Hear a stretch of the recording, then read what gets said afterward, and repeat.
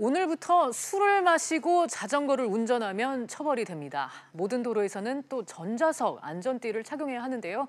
이런 내용을 담은 도로교통법이 오늘부터 시행됩니다. 관련해서 최영일 시사평론가와 함께 자세히 짚어보도록 하겠습니다. 평론가님 어서 오세요. 안녕하세요. 네, 이 자란이족이란 말이 있더라고요. 네네. 도로에서 불쑥 튀어나와서 위험한 주행을 하는 네. 자전거 이용자들을 일컫는데 전 진짜 몰랐습니다. 실제로 이제 술을 마신 뒤에 자전거를 타시는 분들이 있다고요? 적지가 않습니다. 네. 사실은 이게 생계형으로 뭐 일하고 집에 가시고 자전거를 이용하는 분들이 많으시죠. 네. 이 직장이 멀지 않은 경우에 네. 자영업자들이 많습니다. 네. 퇴근길에 집에 가다가 이 저녁 드시면서 반주를 한잔 하시는데 네. 운전자들은 고민입니다. 대리를 불러야 하나 차를 놓고 가야 하나. 그런데 이 자전거를 타는 분들은 그동안 고민이 없었어요. 왜? 네. 단속하지 않기 때문에. 그래서 정말 이 늦은 시간에는 술 한 잔 자시고 자전거 타시는 어르신들이 적지 않았다. 네. 예, 물론 이제 그렇지만 아까 자란이족 말씀하셨지만 저는 자솔모라고 불러요. 자솔모요? 예, 자전거족과 이 청솔모. 네. 고라니는 좀 커요. 눈에 잘 띄는데 네. 청솔모는 재빠르기도 하거니와 갑자기 튀어나오니까. 그래서 갑자기 튀어나오시는 정말 요즘에 로드킬 문제도 심각한데 네. 자전거 탄 분들이 특히 청소년들 학교 갔다 오는 하굣길 네. 또는 이제 요즘에 자전거로 출퇴근하는 분들이 많습니다. 그러니까 저는 자전거를 타는 입장에서의 또 애로사항도 있어요.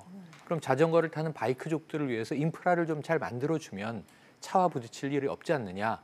근데 우리 도시의 도로라는 게 막 뒤죽박죽 섞여 있죠. 네, 그렇죠. 네, 그리고 자전거도 또 횡단보도를 갑자기 지나가기도 하고 그래서 이런 문제에 대해서는 서로 조심하는 수밖에 방법이 없는데 결국 이것 때문에 도로교통법 개정안에 이 음주 운전은 자전거도 단속한다. 오늘부터 시작입니다. 네, 실제로 이 자전거 사고로 인해서 사망자 수도 늘고 있다고 들었어요. 해마다 늘고 있습니다. 네. 이 지난 해가 126명입니다. 5년 전에는 90명대였거든요. 네. 그러니까 해마다 이제 세 자리 숫자가 돼서 계속 늘고 있어서 이걸 보시면 좀 섬찟한 것이 그러네요. 사흘에 한 명꼴로 자전거 사고로 숨진다. 정말 네. 조심해야겠습니다. 네, 뭐 자전거로 뭐 무슨 사고가 크게 날까 하는데 꽤 이렇게 심각한 사고가 일어납니다.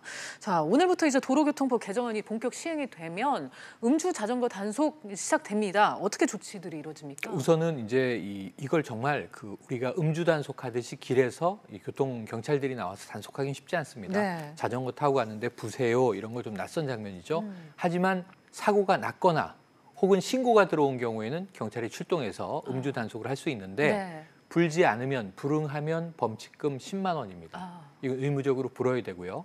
그리고 이제 자동차 운전과 기준이 같은데 자동차는 면허 취소, 면허 정지 이렇게 네. 돼 있잖아요. 자전거는 면허가 없잖아요. 그렇죠. 그러다 보니까 0.05 이 혈중 알코올 농도가 0.05 이상이 되면 범칙금 3만 원에 처해지니까 정말 주의하셔야 될 것 같습니다. 네, 그리고 아까 말씀하시기는 이제 측정에 불응할 때는 또 범칙금 10만 원이 그렇습니다. 나온다. 그렇게 말씀을 해주셨는데 하지만 이제 해외와 비교했을 때 처벌 수위가 지나치게 낮다 뭐 이런 지적도 나오더라고요. 맞아요. 이게 이 생명을 잃을 수도 있고 본인도 가장 위험하지만 그렇죠. 이륜차는 위험해요. 네. 그런데 이게 또 본인의 잘못으로 차량 운전자를 범죄자로 만들 수도 있고 네. 아주 심각한 트라우마에 빠질 수도 있습니다. 자, 일본의 경우에 한 10만 엔 정도 됩니다. 10만 100만 엔. 원. 그러니까 한 10배라는 10배 많고요. 100만 원 네. 되고요. 그리고 또 5년 이하의 징역에 처해지기도 합니다. 네. 독일 같은 경우는 이제 유로니까 보시면 우리나라 한화로 환산하면 200만 원 육박합니다. 네. 190만 원이 네. 넘고요. 영국이 제일 비쌉니다. 파운드로 돼 있죠. 2,500 파운드. 우리 돈으로 하면 한 370만 원. 어마어마한 거죠. 그러네요. 우리나라 3만 원에 비하면 100배가 넘습니다. 네. 미국의 경우에도 좀 작다고 해도 250달러. 그러면 이게 한 30만 원 정도 된단 말이에요. 그러니까 우리나라가 가장 좀 적게 그러네요. 이제서야 벌금이 도입되지만 그래도 낮다 이렇게 볼 수 있겠네요. 그러니까 저들 나라들은 이런 자전거 사고에 대해서 우리보다는 그 심각성을 엄격하다. 더 인지하고 맞습니다. 있는 거네요.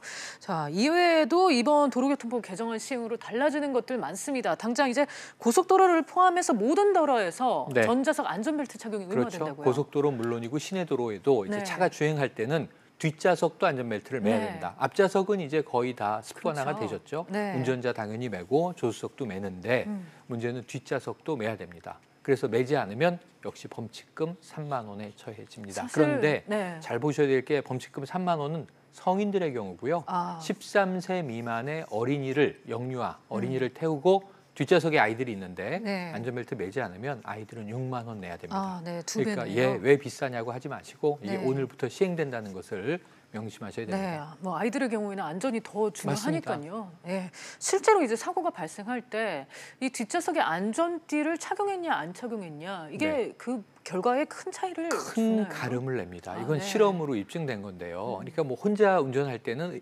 혼자 매면 되니까 의미 없고 조수석까지 2인 탑승도 의미가 없는데 3인 이상 탑승, 가족이나 지인들을 뒤에 태웠을 경우에 뒷좌석에서 안 매면요. 안전벨트 맸을 때보다 사망률이 4배 높습니다. 네. 400% 높습니다. 그러니까 정말 살기 위해서 뒷좌석도 맨다 이렇게 네. 생각하시면 됩니다. 아, 이거는 정말 반드시 많은 분들 이제 자동차 이용하시니까 네. 반드시 지켜셔야 될 것 같습니다.